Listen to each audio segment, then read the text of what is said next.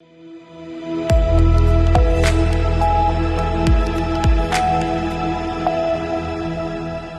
आप देख रहे हैं सी न्यूज भारत में आपके साथ उजस्वी श्रीवास्तव। वक्त हो गया है खास खबर का। खबर अहमदाबाद से है, जहां सरखेज पुलिस ने 5 दिन पहले तांत्रिक क्रिया करके लोगों को बेवकूफ बनाने वाले आरोपी नवल सिंह चावड़ा को गिरफ्तार किया था। रविवार को आरोपी नवल सिंह की रिमांड के दौरान मौत हो गई। जानकारी के मुताबिक पुलिस के सामने कबूल करने के बाद तांत्रिक की तबीयत बिगड़ गई। हवालात में आरोपी को उल्टी होने के बाद वह गिर गया। आरोपियों से पूछताछ में पुलिस ने चौंकाने वाला खुलासा किया कि नवल सिंह अब तक 12 लोगों की हत्या कर चुका है। बता दें कि अहमदाबाद में तांत्रिक क्रिया कर लोगों को बेवकूफ बनाने वाले आरोपी नवल सिंह चावड़ा ने 1 का 4 करने का लालच देकर एक फैक्ट्री के मालिक के साथ मिलकर साजिश रची। तांत्रिक अनुष्ठान के नाम पर फैक्ट्री मालिक को सोडियम नाइट्राइट पिलाकर मारने की कोशिश की गई थी। यह आरोपी खुद को मस्सानी मेलडी माता का भुवाजी बताता था और आरोपियों ने तांत्रिक अनुष्ठान के नाम पर एक फैक्ट्री मालिक को लूटकर उसकी हत्या का प्रयास किया था। हालांकि सरखेज थाने के पुलिस इंस्पेक्टर और आर.के. धुलिया और उनकी टीम के समय पर पहुंचने से फैक्ट्री मालिक को बचा लिया गया। पुलिस जांच में पता चला कि भुवाजी क्राइम पेट्रोल शो बहुत ज्यादा देखता था और उससे प्रेरणा मिली तो आरोपी नवल सिंह चावड़ा ने सोडियम नाइट्रेट का इस्तेमाल किया। सोडियम नाइट्रेट एक बाहरी लैब से खरीदा गया था। गौरतलब है कि आरोपी नवल सिंह ने फैक्ट्री मालिक को 15 लाख का निवेश 4 गुना करने का लालच दिया था। सरखेज में एक बंदे की उसको तांत्रिक बता के जिस तरह जो पैसे निकाला उसका एक्सपायर हो गया, लेकिन उसके खुलासे कुछ हुए? क्या क्या खुलासे हुए? मुझे नवल सिंह चावड़ा नामना व्यक्ति હતો। એમની ઉંમર 42 વર્ષ જેવી હતી।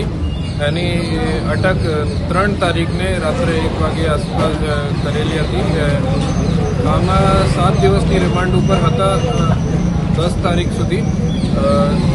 તપાસમાં એમનો 12 જેટલા મર્ડરની કબૂલિયાત કરેલી છે। આમાં વિભિન્ન જેમ કે 3 ગુના જો છે આ રાજકોટમાં છે, 3 સુરેન્દ્રનગરમાં, 1 મસલાલીમાં છે, એમને ફેટલ દાખલ થયેલ છે, 1 અંજારમાં, બીજા 3 પરિવારવાળા જણા હતા। હત્યાની મોડસ ઓપરેન્ડી શું હતી, કેવી રીતે હત્યા કરતો, કારણ શું? આ નવલ સિંહ ચાવડા સોડિયમ નાઇટ્રેટ જેવું કેમિકલનો ઉપયોગ કરે છે। સોડિયમ નાઇટ્રેટને પાણીમાં કે શરાબમાં ઘોલી જાય અને એમનો જો વિક્ટિમ છે એને પીવડાવી દે, એ વિક્ટિમ 15 से 20 મિનિટમાં બેફાન થઈ જાય અને હાર્ટ એટેકનું પીએમમાં આવી જશે। અત્યાર સુધીમાં કેટલા રૂપિયા એને લીધા હશે કે કબૂલાત કરી છે, જેમથી 12 લોકોના મોત છે? એપ્રોક્સિમેટલી કેટલા રૂપિયા એના રીતે બનાવ્યા હતા એ બધી તપાસમાં? આ બધું તપાસનો વિષય છે, અત્યારે તપાસ ચાલુ છે। સર, પરિવારજનોની પણ હત્યા કરી હતી, તો એ કારણ શું હતું? સર, સોડિયમ નાઇટ્રેટ ક્યાંથી લાવતો હતો, કેવી રીતે મેળવતો, સોડિયમ નાઇટ્રેટની હત્યા થાય તે કેવી રીતે જાણતો, તેનો એજ્યુકેશન બેકગ્રાઉન્ડ છે? સોડિયમ નાઇટ્રેટ તે સુરેન્દ્રનગરમાં એક લેબોરેટરી છે, ત્યાંથી લાવેલું હતું। 20 રૂપિયાની 100 ગ્રામ જેટલું હતું અને આ લોન્ડ્રી જેવું કામોમાં યુઝ કરે છે, ડ્રાય ક્લિનિંગમાં યુઝ કરે છે અને એની જાણ એને કોઈ બીજા ભુવાજી ત્યાં કરેલી હતી એવી જાણ મળેલ છે। સર, પરિવારજનોની હત્યા કેમ કરી એ કોઈ સામે આવ્યું છે? પરિવારજનોને 3 હતા, એમની હત્યા કરી હતી, એમની તપાસમાં શું ખુલ્યું છે? શા માટે હત્યા કરી?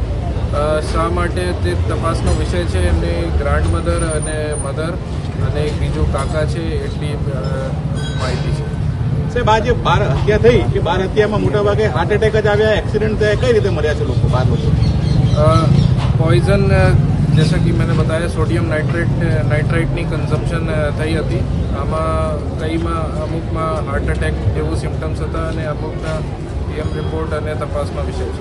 સાહેબ, એ કે યુવતીની તેને હત્યા કરી હતી, તેના ટુકડા પણ કરી દીધા હતા, અથવા તો તેને પુરાવાનો નાશ પણ કર્યો હતો, કેવી રીતે તે બોડીનો નિકાલ કરતો અથવા જે નિકાલ કરતો તે કે આનો બનાવ શું રીતે?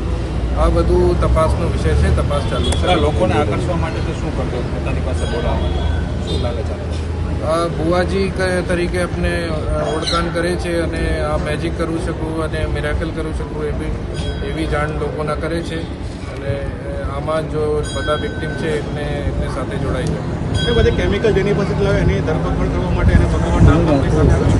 આ તપાસનો વિષય છે કે લીગલી વેચાણ કરી શકે કે નહીં અને અગર કોઈ ગેરકાયદેસર કામ આમાં હતું આમાં નીકળે છે તો જરૂર કાર્યવાહી। સાહેબ, એના જે સંબંધી હતા એને શું રિલેશનમાં શું થતા જે 3 હત્યા કરી?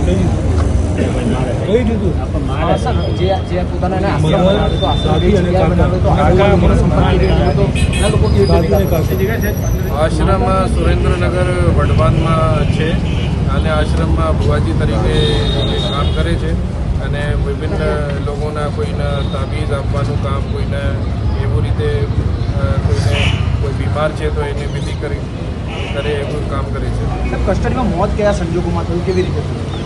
સવારે 10 વાગે એની તબિયત થોડી નબળી થઈ ગઈ અને 108 એમ્બ્યુલન્સમાં એની સારવાર દરમિયાન hospital dead on arrival declare થઈ.